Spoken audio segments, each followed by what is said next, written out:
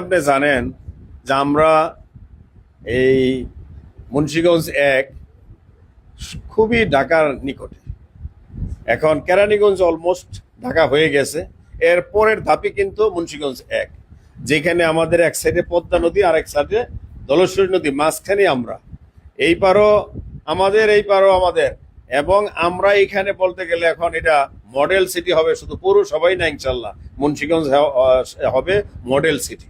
এবং সেইটারই ধারাবাহিকতায় আমি চাইছি ফার্স্টে আমরা অন্তত দুইটা উপজেলা যেন পৌরসভা হয়। আর পৌরসভা হইলে অটোমেটিক উন্নয়নের কাজ সরকার থেকে একটু অগ্রাধিকার পাবে।